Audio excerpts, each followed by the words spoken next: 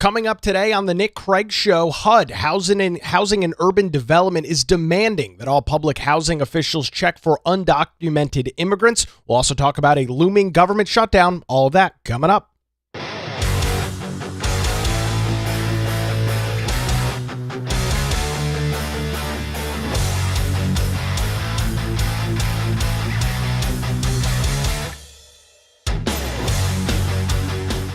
And a good Tuesday morning to you. Welcome into the Nick Craig Show, streaming live this morning on YouTube, Rumble, X, and Facebook. Don't forget that you can take the show with you 24/7 on demand by checking out the Nick Craig Show in your favorite podcast app. You can also listen online by visiting the website nickcraig.com. Our show this morning is brought to you by Melissa Gott and the amazing team over at the Law Group here in Wilmington. For any legal challenges you might be facing, lawgroupnc.com or their phone number, 910-251-6088.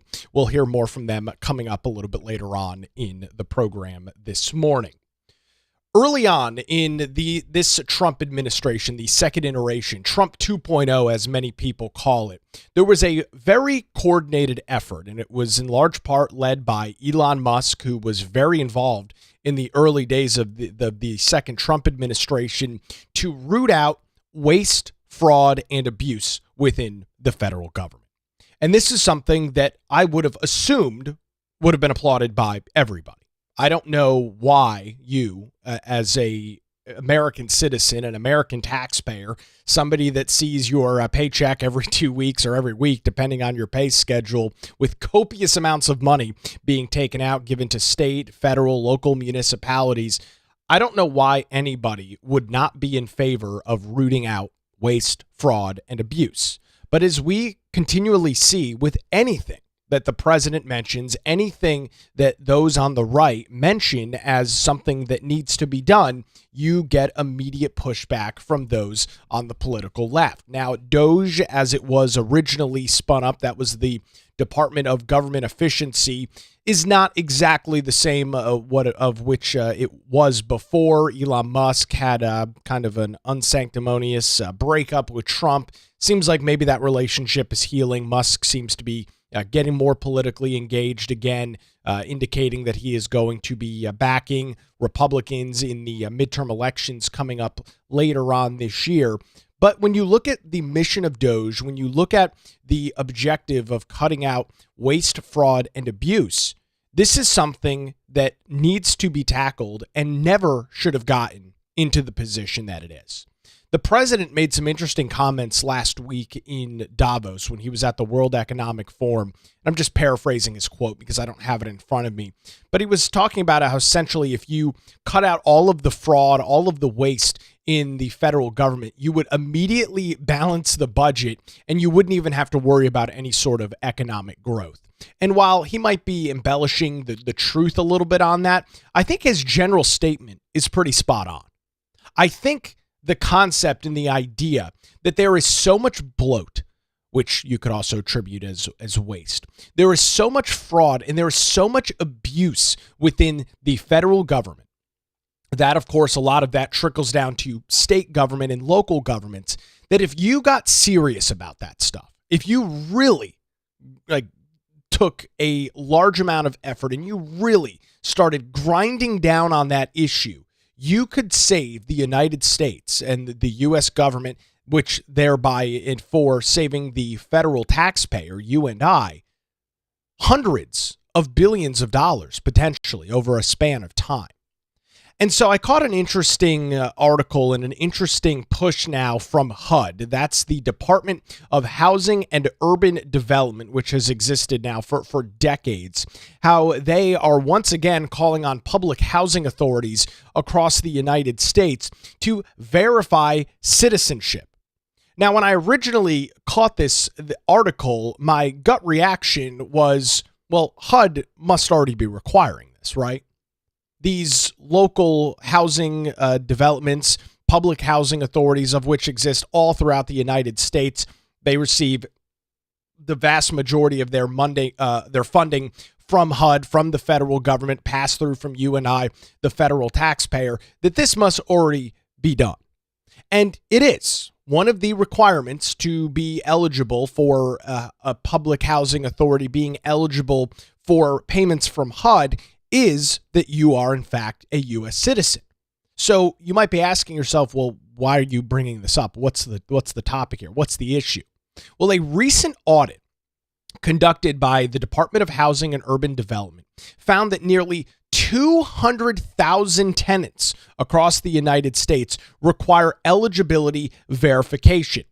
In that same audit, they found nearly 25,000 deceased tenants that were still being reported as HUD eligible and still could have been receiving payments, and nearly 6,000 ineligible non-American tenants, or AKA illegal immigrants, who were identified.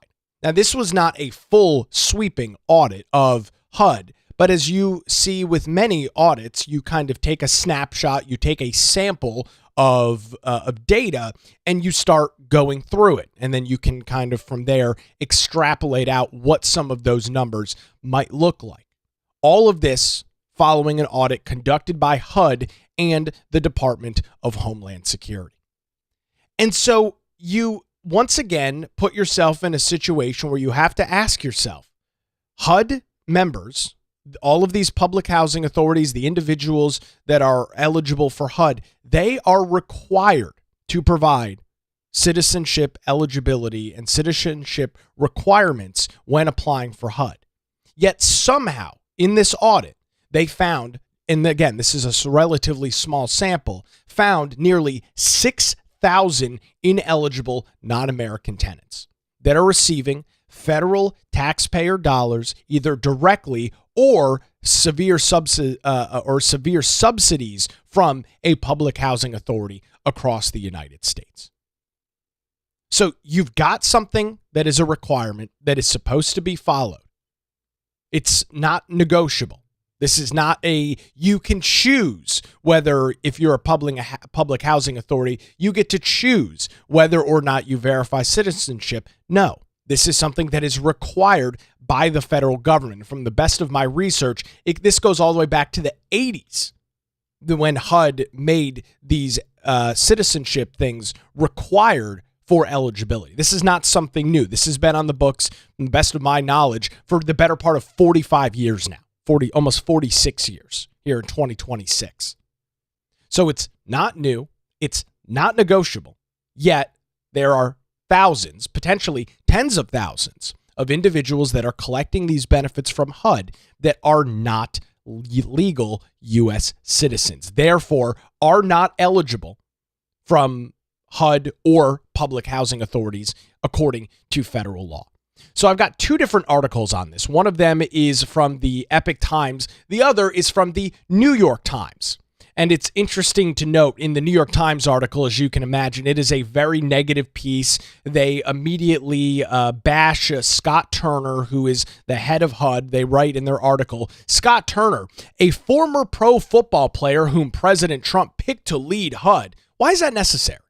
Because they want to make the argument and lay the groundwork that Scott Turner is not qualified for the position, that Scott Turner is not qualified for the job. So that's why they throw in this, oh, he's just a stupid former pro football player. That's always their phrasing. They're disingenuous brokers of truth. However, the New York Times did speak to Michael Horrigan, who is a spokesperson for one of the largest public housing authorities across the U.S., the New York City Housing Authority, who noted in a statement that the federal government already required housing authorities to submit documents indicating the citizenship status of all tenants, telling the New York Times, quote, "We are evaluating this latest guidance and will assess our options and act accordingly." How can those two things exist at the same time? Here you've got a spokesperson for the New York City Housing Authority saying, well, the federal government already requires this documentation, which in fact they do. It is something that is required and has been required, as I just mentioned, for over 40 years. So if that's the case, how is it that in this audit conducted by HUD and also helped in part by the Department of Homeland Security, how is it that they found nearly 6,000 ineligible non-American tenants. How is it that they found nearly 200,000 tenants overall that required some of this eligibility verification? This is yet another example of these quasi-government entities like a public housing authority, which receives almost all of its money from the federal government, some state and some local, but the vast majority coming from a HUD at the federal level, skirting around the rules, determining whether or not they are going to follow the law. And so you ask yourself the question, why is there so much waste? Why is there so much fraud? Why is there so much abuse? This is yet again another small example that is essentially a cookie cutter all throughout the federal government. Example after example after example of federal agencies, of federal partners, of these lower groups like these public housing authorities that are scattered out all throughout the United States that are not following federal law, that are not following the process as it is laid out, and opening up you and I, the taxpayers of the United States, taxpayers here in North Carolina, opening us up to paying for individuals that are not eligible. Within 30 days of the announcement, which came out over the last couple of days, all public housing authorities and owners must review their enterprise income verification system for alien verification for entitlements, known as EIV-SAVE. It's also called the Tenant Match Report. The EIV system seeks to ensure that limited federal sources are made available to as many eligible families as possible by reducing program errors. And that makes sense, as it should. The federal government or state government or local government doesn't have unlimited money. There is not a tree that is growing off of Pennsylvania Avenue in which the president and Congress can go and just pluck money off the tree every time they need it. Any amount of government money, which of course we know government doesn't produce anything, so it's not really theirs, but any amount of government money is incredibly finite, is incredibly limited. And so you've got these checks in place. You've got these stopgaps in place like this eligibility or citizenship verification requirement that is supposed to make sure that what the limited resources that are available are only made available to those that are actually eligible for it. Yet, lo and behold, we're finding out that's not the case with this large housing program within HUD. The SAVE program is an online intergovernmental service aimed at helping federal, state, and local governments, as well as other third parties, to determine the immigration status of individuals for purposes such as granting benefits and licenses. In addition to reviewing the EIV SAVE Tenant Match Report, the public housing authorities and owners are also required to verify that they have accurately reported a person's immigration or citizenship status to determine eligibility and take corrective actions to rectify any errors that might exist. The HUD said in a press release, HUD will recapture funding for payments made on behalf of ineligible and deceased tenants, of which there's over 25,000 deceased tenants in some cases that are still receiving potentially monthly payments from HUD.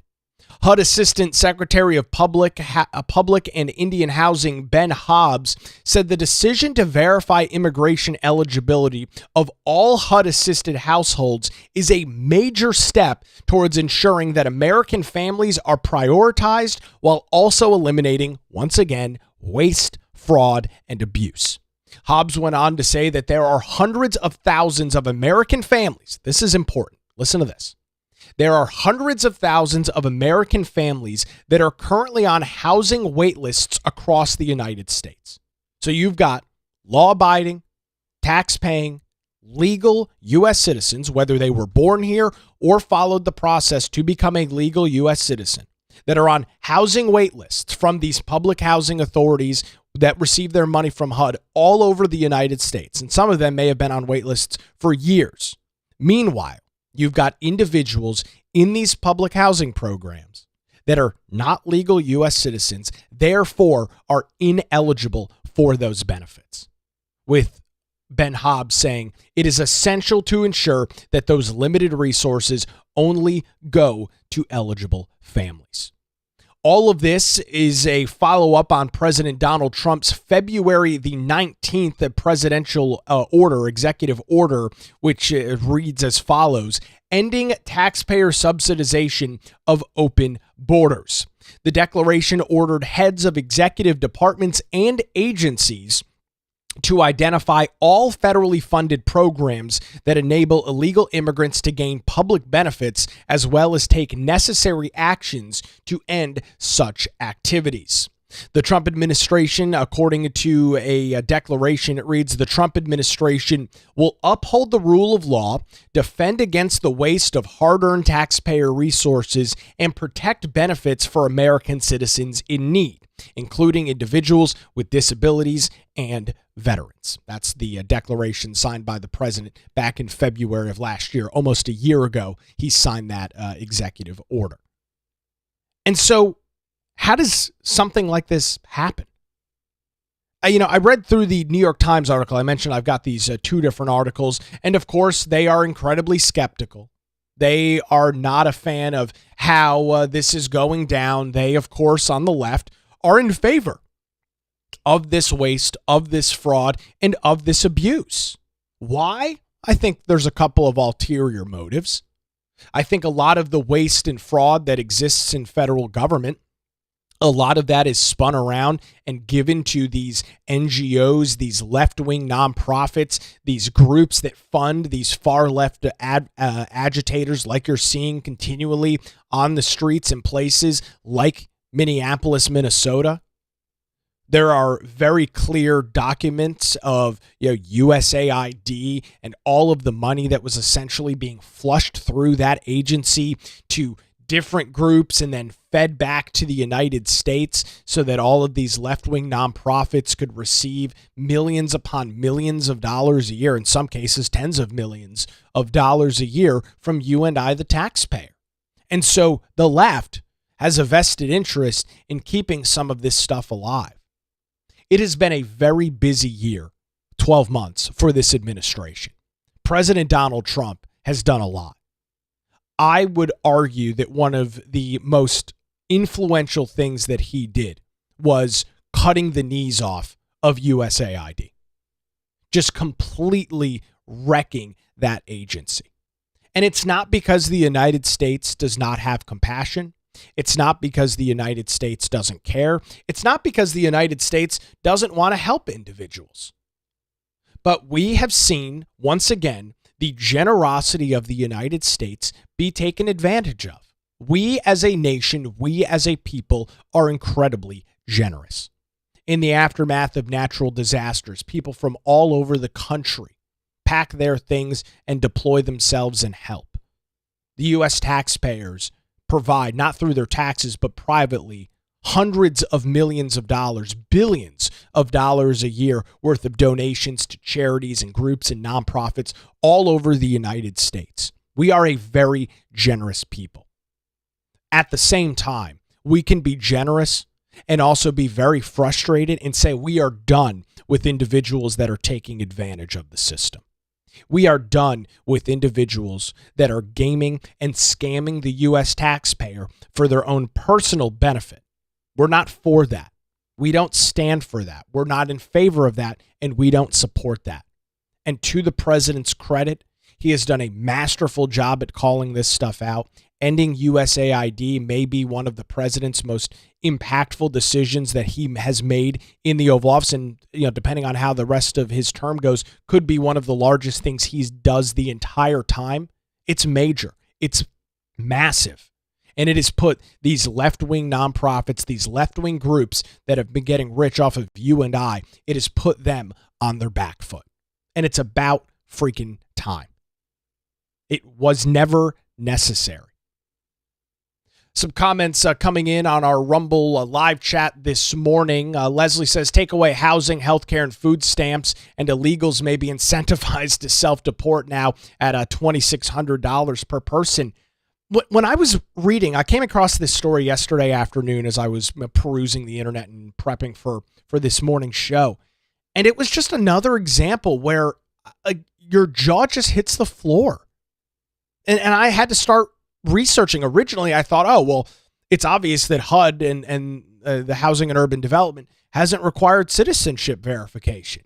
But as I started digging into it, as I started looking into how HUD is set up, I'll admit I'm not an expert in it. I know a little bit about HUD. I understand a little bit how the flow works between public housing authorities. For example, here locally, you have the Wilmington Housing Authority. I understand how the process works. And after reading just the headline and a couple of paragraphs of this article, I assumed that this stuff wasn't already required. Lo and behold, it is. Lo and behold, these housing authorities are already supposed to be getting this information and passing it on to the federal government, and they're choosing not to. Why? Your guess is as good as mine. But you've got American citizens, American families that are truly in need of some of these services, that are truly in need of public housing. They can't get in there. Meanwhile, some of these housing authority administrators are not only not doing their job, they are openly in defiance of federal law that, as I understand it, was passed by Congress back in the 80s. Another comment coming in on our Rumble live chat, judging from the Section 8 housing on Dawson that has stood a derelict since the hurricane that damaged them, the local housing authority is corrupted and incompetent. Yeah, there's been a lot of issues with the Wilmington Housing Authority. I remember back, it was probably right when I started the morning radio show here in Wilmington on Wave. There was a big shakeup at WHA, the Wilmington Housing Authority. There was a couple of leaders that were brought in. There were major financial issues going on, and it's unfortunately completely predictable, right? This is the unfortunate result of when individuals, and I don't even just mean like the people themselves, but these entities receive free, and I put that in air quotes for those that are watching the program this morning, when they get free money. Because it's not theirs. They didn't have to work for it. All they had to do was submit some paperwork and the federal government cuts them a big old check. There's no vested interest. Who cares if the money's being wasted? Who cares if individuals are taking advantage of the system? Who cares if we're not being good financial stewards? There's no buy-in. That's the problem with free money. That's the problem with so many federal programs, so many state programs, and I would even argue so many local programs. When you don't have to go out and actually work for your money, and it's not even working. For nonprofits, many of them spend all year hosting fundraisers, following up with individuals to raise money. They work hard for that money. They're not physically like laboring for it, but they are working hard to receive those funds, to keep their nonprofit afloat, to provide the services that they are telling people they are. That's hard work. And so there's a vested interest to use that money in an efficient manner. There's a vested interest to use that money the best way it can be spent. When a check just comes from the federal government, or in this case, no longer checks, when direct deposit comes from the federal government to fund groups like the Wilmington Housing Authority or any of these other public housing projects across the U.S., who cares? Yeah, continue to fill out the paperwork and the money's going to continue to flow. I mean, there was problems at the WHA. There was an elevator that was broken for like 2 freaking years. Unacceptable, inexcusable. But what was the incentive? What was the benefit of getting it fixed as quick as possible? The money wasn't going to stop flowing from the feds. Sure as hell under the Biden administration, it wasn't going to stop flowing. So just kick the can down the road as much as possible till there's enough public outcry. There's enough individuals that are frustrated with what's going on, and eventually it kind of reaches a fever pitch. It reaches a fever point in which things need to change. But I'm just going back and looking at some of the news coverage. I'm remembering this from years past. The Wilmington Housing Authority was a disaster. I mean, it was just, it was a mess. I'm looking at some stories from 2020, 2022, 2023 with some major, major problems that existed within the housing authority. And this is unfortunately not just a Wilmington issue. This is not just a North Carolina issue. This is a problem all over the place.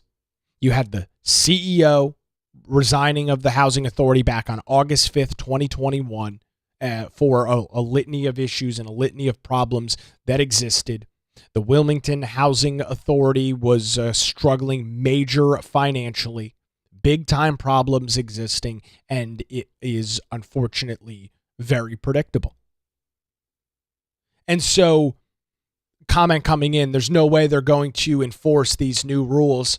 Well, the one thing that we have seen pretty clearly with this administration, for groups, for entities, for agencies that aren't doing that, they are going to have their federal funding pulled.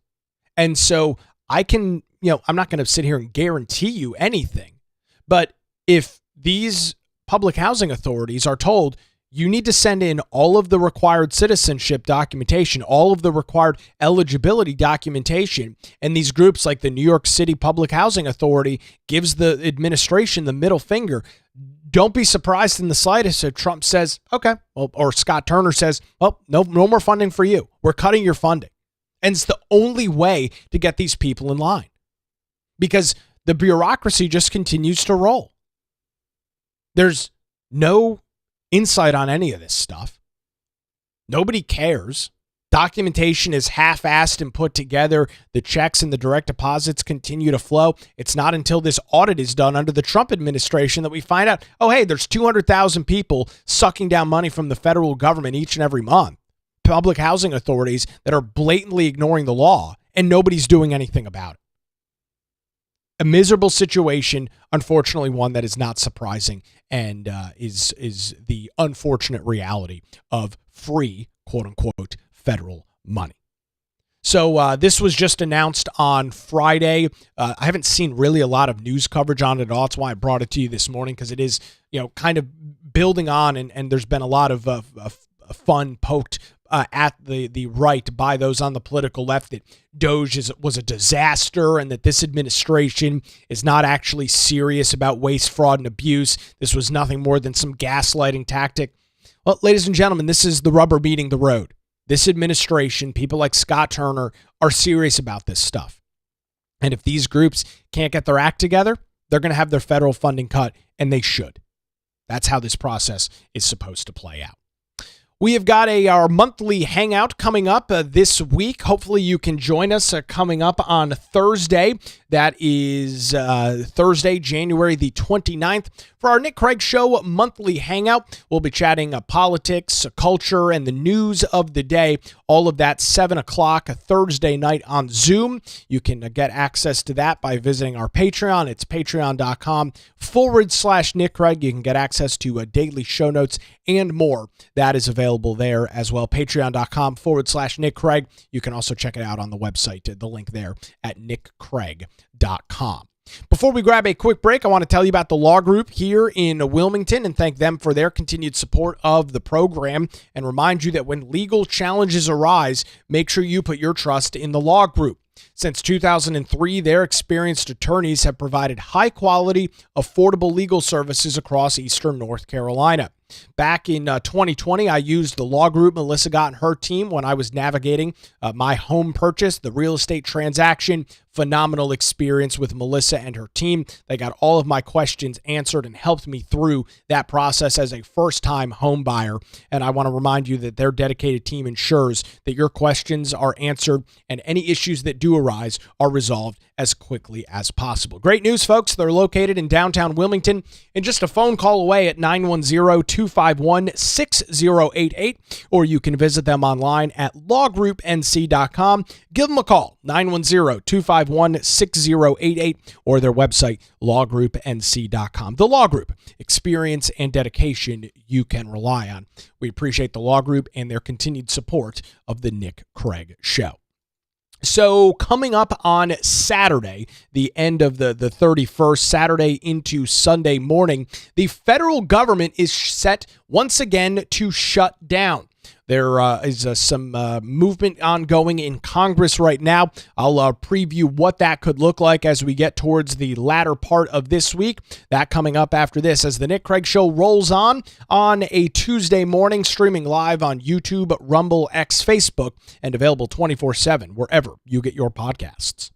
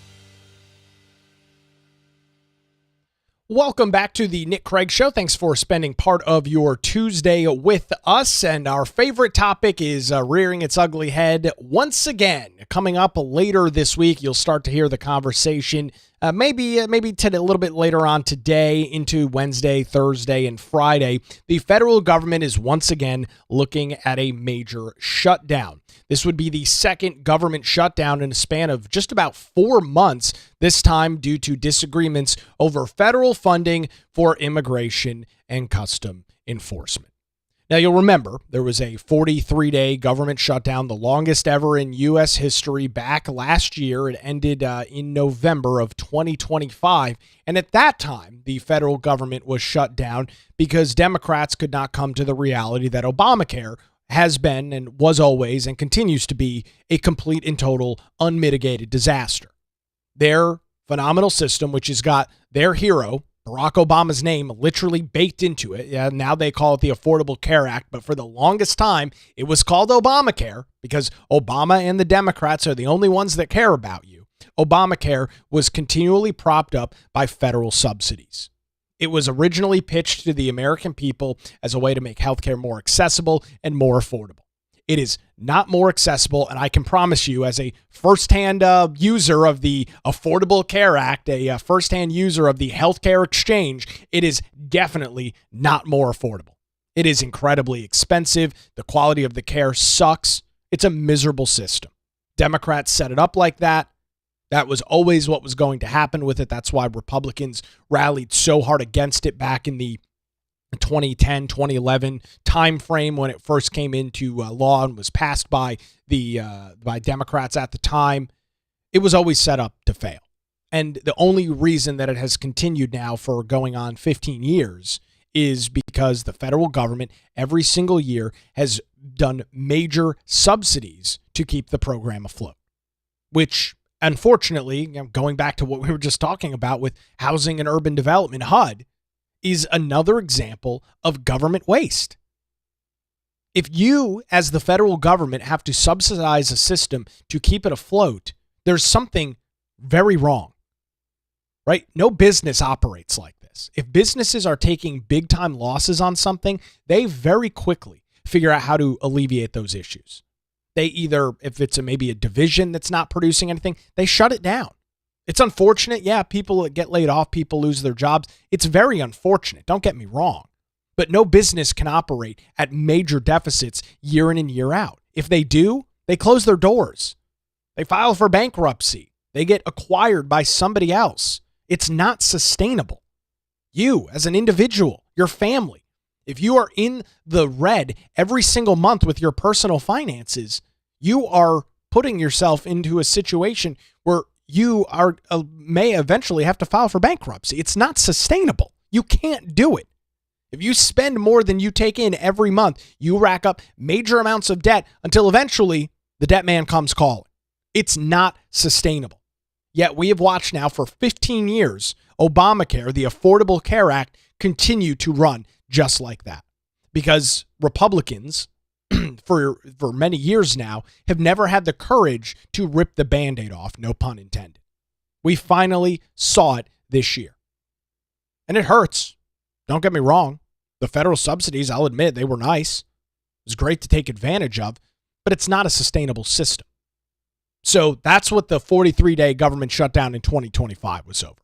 Failing Obamacare, the failing promise that was made by Democrats, including Barack Obama, to the American people that they were going to solve the healthcare crisis in America, that they were going to make healthcare more affordable for everybody. Everybody's going to have healthcare. It's going to be cheap. You're going to keep your doctor. All of those things were lies. None of it came to fruition. So that was 2025. Now here we look as we approach the end of January, and we are once again going to likely see a federal government shutdown. This time, it's going to be over ICE. Not because of winter weather, no, Immigration and Customs Enforcement. The shutdown Washington is preparing for this weekend has several key differences, however, from the funding battle last fall.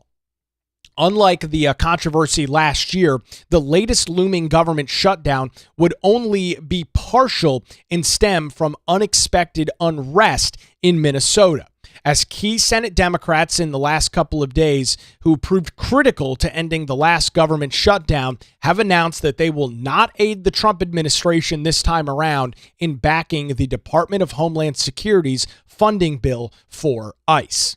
Now, interestingly enough, Congress has already passed 6 of the 12 annual funding bills that are necessary to keep critical federal agencies running. And so you've heard about this in the past. This is one of the long-term discussions about the government, is the way in which government should be funded is through 12 appropriation bills. It should not be some major omnibus that's thousands upon thousands of pages long. No, it's supposed to be 12 annual bills that are taken individually, they are combed through, they are voted on, changes are made, things are added, things are removed. That is how the process is supposed to work. However, because Congress is so useless in the vast majority of what they do, we continually are running up against these deadlines. They can't get together, and I'm not saying it's easy. I'm not going to sit here and pretend that, oh, this is the easiest thing in the world, why don't they just do it? But I mean, when the rubber meets the road, as elected government officials, those in Washington, D.C., whether we're talking about members of the House or members of the Senate, your most basic responsibility is keeping the government open. Now, I'll admit, during the 43-day government shutdown last year, my life was not affected at all. Now, I'm not saying nobody's was, but for me, as a private citizen, somebody that works and does not work directly for the federal or state government like many of you, I didn't see any impacts whatsoever Fortunately, I wasn't traveling during that time. I know that there was one of the big concerns and big frustrations was delays at airports. You had a TSA and air traffic controllers that were not showing up to work. That caused some major issues. I'm not admonishing any of that. But it is interesting because the government was shut down for 43 days, and for the vast majority of Americans, life went on. Everything continued to chug along like normal. We didn't see or have any major issues unless you were traveling, or of course, if you were a federal government employee and were actually shut out of your job and couldn't work. So 6 of these 12 annual funding bills have already been passed, with the Senate planning to vote this week on the final 6 bills that would be passed and to avoid a shutdown, which is scheduled for January the 31st. The Department of Homeland Security bill is tied in with 5 others that fund the Department of Defense, Transportation, Housing and Urban Development, wink, wink, nod, nod, Health and Human Services, Labor, and Education. So those are all in this final 6 bills. In the wake of the sweeping controversy over ICE operations in Minnesota, Senate Democrat leadership has vowed to block the appropriation legislation from passing, as the Department of Homeland Security provision contains billions in funding for ICE. So this is what this showdown is going to be over. We saw it over healthcare, which I think in the long run, the Democrats lost the issue on. Traditionally, when we talk about government shutdowns, one of the reasons that Republicans are always so willing to cave, one of the reasons that they're so quick to kowtow to the Democrats and just give them whatever they want, is because they're afraid that they're going to be, quote unquote, blamed for the shutdown. That the media, all of these left-wing groups are just going to hammer them for shutting the government down. And so in years past, we've seen the Republican Party in large part be afraid for a shutdown to take place, even if they're not the party responsible, because it's always the same. Whether Republicans are in the majority or the minority, the past has shown us it's always their fault. It's always their responsibility. President Trump kind of led the charge on this back in late 2025. And I think in large part, the Republicans won the messaging battle. Then the Democrats were forced to come to the table, and the Democrats were forced to vote. The media coverage, the media noise, it didn't work this time. And so that didn't work out on their behalf. And it's going to be interesting to see now what happens as it relates to ICE. One of the things that is going to make this shutdown battle very different from the one that we saw last year is the public perception of ICE right now. And there are 2 different things that need to be discussed as it relates to ICE. Do people support the federal government enforcing immigration law? Yes, they do, unequivocally. Polling, data, surveys, all of that indicates that the American people are in fact in support of enforcing federal immigration law. The American people are overwhelmingly in favor of the federal government saying if you are not in the country illegally, it is time to go. You are not allowed to be here. You have broken our federal immigration law. We want you out. That's what polling shows you. However, other polling would show you and tell you that many individuals believe that immigration and customs enforcement is going too far. I'm not telling you I believe that's the case. I talked about this on the show yesterday. I don't believe that for a second this administration needs to back off on its immigration enforcement. Yes, the headlines are brutal. Yes, it has completely taken up the entire news cycle. I had the 4 major news networks on. I have them on all day here. And it's Fox News, CNN, MS Now, which used to be MSNBC, and BBC. And since Saturday, all of those networks have been talking about the situation in Minneapolis almost the entire time. Every once in a while, they'll break to talk about something else. But every single story, every time I glance over at the TV, CNN and MSNBC are talking about this. Fox, to some extent, they have, of course, moved on to some other stuff. There's plenty else going on in the nation right now, but it's all that they're talking about. And they continue to show the pictures. They continue to run. The headline I saw yesterday was something like, ICU nurse murdered by ICE. I mean, that's what ran on MSNBC. They are doing a very good job at painting what is happening now with federal immigration enforcement. They are doing a very good job, to their credit. Give the devil his due. They're doing a very good job at making this seem like it is completely out of control. I am not in favor, as I talked about yesterday. I am not happy that situations are unfolding like the one we saw in Minneapolis over the weekend, where an individual is shot and killed by Immigration and Customs Enforcement. There is an investigation that is ongoing. I am hopeful that we will get to the bottom, to the end of the story. But in the meantime, the media attention and the media pressure is sky high. And if you look at polling right now, a snapshot, and that's what polling is. It's important to understand this, and you'll hear me say this many, many more times as we continue through this year. For those that are not super familiar with the show and aren't avid listeners, I am a polling junkie. I love political polling. I love looking at the crosstabs. I love looking at the data. I find it incredibly interesting and fascinating. And so when you talk about political polling, you have to understand that it is a snapshot. It is a question that is asked at one period and one point in time, and the answers are reflective of what the public sentiment is right there and right now.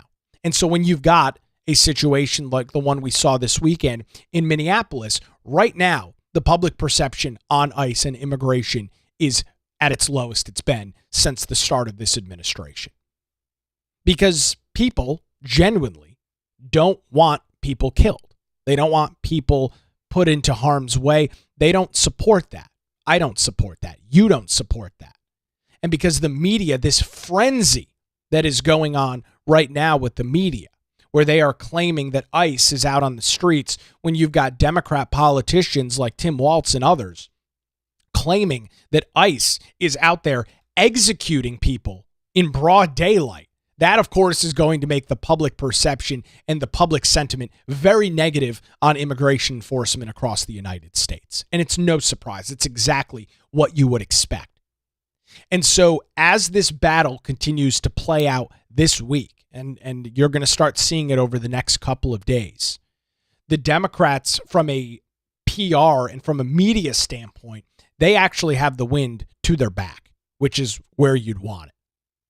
They have got the public perception in their corner right now as it relates to ICE. And so you are going to see, and we'll bring you the commentary, you'll see the grandstanding, you'll see people like Chuck Schumer and Cory Booker and others standing up on the Senate floor. Maybe they'll do their 24-hour speech once again to try and filibuster and delay and run out the clock as much as possible with these last couple of appropriation bills to keep the government open.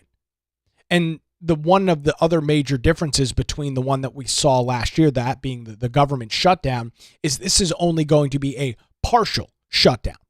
Most government operations would remain intact, which also, interestingly enough, would likely include ICE, given billions of dollars in new funding that the agency was allocated under President Donald Trump's One Big Beautiful Bill Act, which was signed into law July 4th of last year.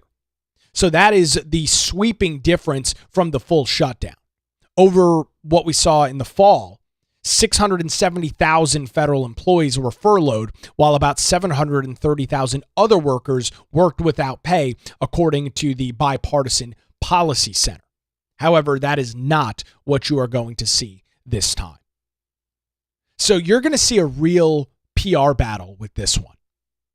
And it is going to be interesting. And I mentioned this to you yesterday, and it's continuing. You're starting to see more of it. You've already got individuals on the right, whether it's individuals on TV or some elected members of Congress, whether they're House or senators. They are already starting to get a little soft on ICE. They are starting to, kind of beat around the bush a little bit, tiptoe around the issue and claim, well, maybe it's time for those troops and those forces to leave a place like Minneapolis. Maybe it's time for those forces to just back off a little bit.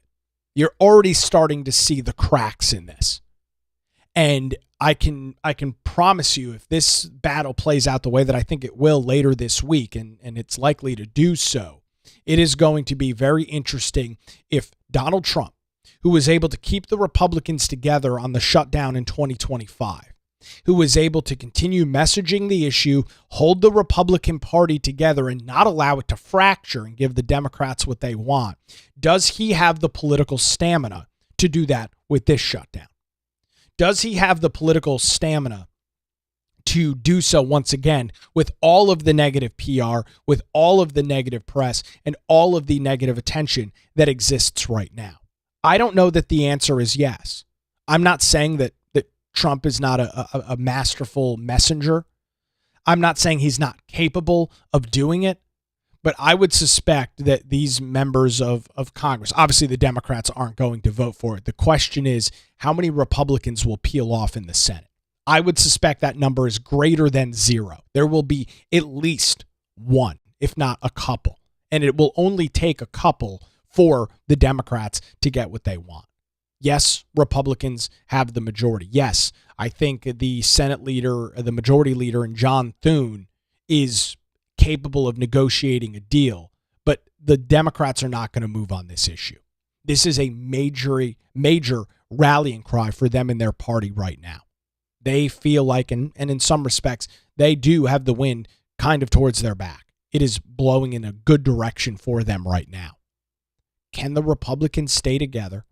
Can they message the importance of enforcing immigration law? Can they get this narrative? Can they get this message out here in an effective manner? I don't think so. I'm going to be perfectly honest with you. I hope I'm wrong. Republicans are in charge. We control the House. We control the Senate. That might not last much longer. We could see that a change on that coming up later this year, and likely will with the midterm elections.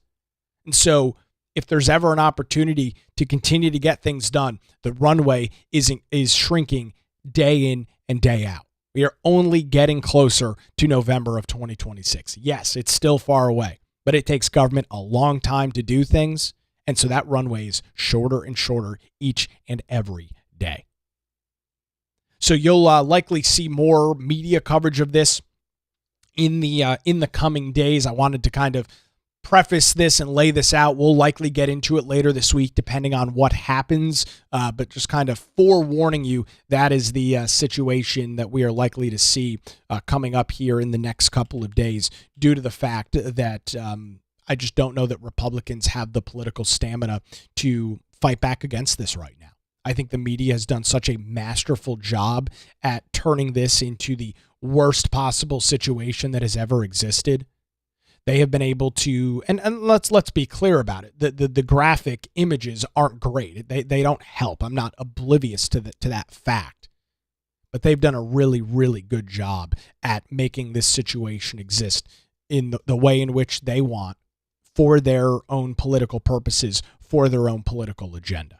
So we'll see. The government shutdown is scheduled for the 31st, so that would be Saturday night into Sunday morning. We'll see what is needed to cover coming up later this week right here on the Nick Craig Show.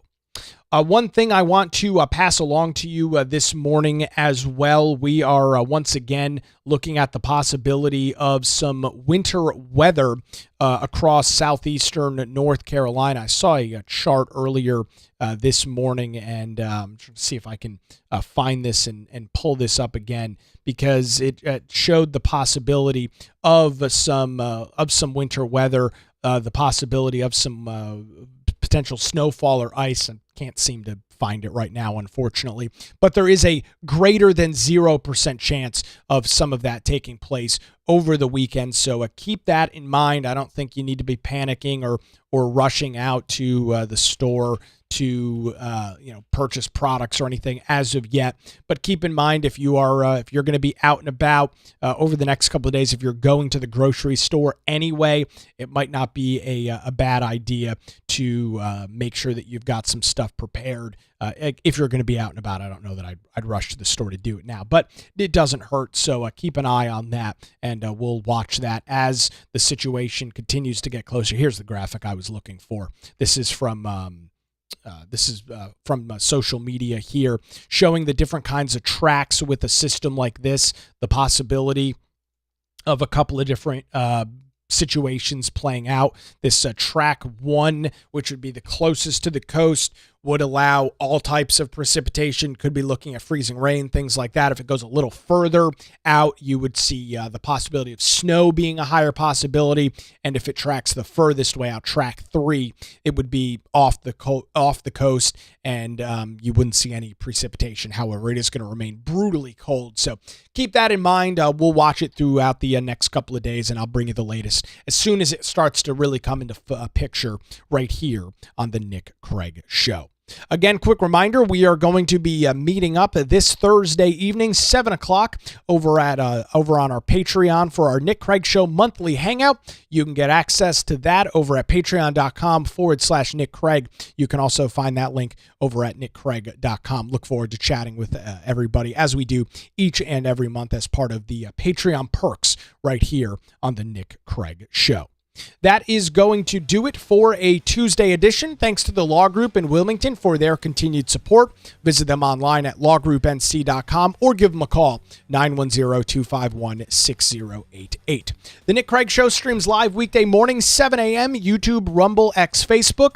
It's also available 24/7 wherever you get your podcast, and is also heard nightly, 9 to 10 p.m. on Charlotte's FM News Talk 107.9 WBT. We'll do it again tomorrow morning right here on The Nick Craig Show.